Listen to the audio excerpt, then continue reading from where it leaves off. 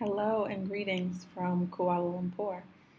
I've been here for about 3 weeks now, and I figured it was time to send you a video and just check in to let you know how things were going.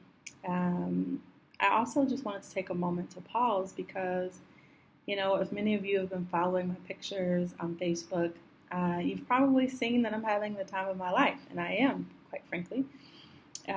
But this week I'm also struggling, and I wanted to make sure that people saw that side of the journey too.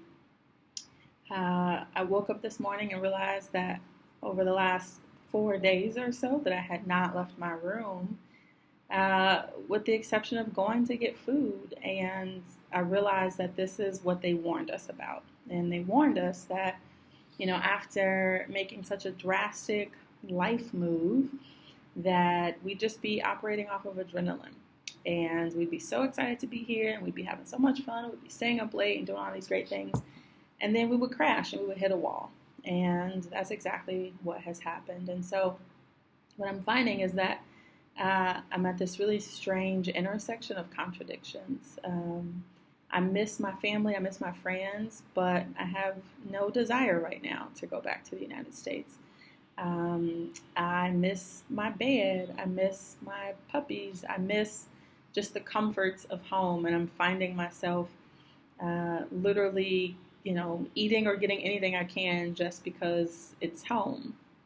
I went to KFC today and it was terrible, just because it was familiar. And, I also feel really frustrated that I should be trying new foods and wanting to do new things, but I'm so overwhelmed. And so I just thought I would take a moment to just kind of talk through what some of those challenges are, because I think when people talk about these big life moves and making the big leap, that you only hear about the sunshine and the rainbows. And quite frankly, this is the hardest thing I've ever done. And I think that it is a disservice that, if we just tell people about the good things about this leap. And so a couple things I just wanted to talk through that I'm struggling with and then working these things out. And the first is, what does it mean to not feel like yourself when you don't even recognize yourself? And so every aspect of my life has changed in just a matter of months.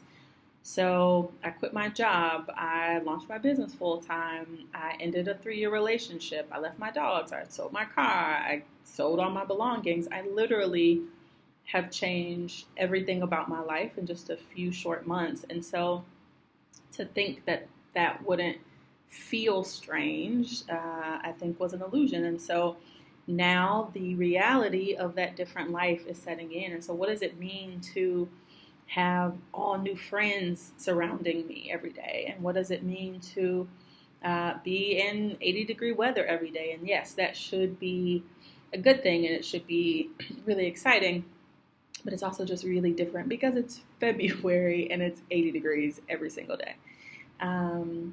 What does it mean to be growing and changing every single day and try to hold on to some semblance of who you are? And so I've been challenging myself to do the things that make me feel like me. So that is reading, it's taking a bath, it's writing, it is listening to music, it's walking. But some days it's really hard to do those things. And yeah, I feel very disconnected from myself.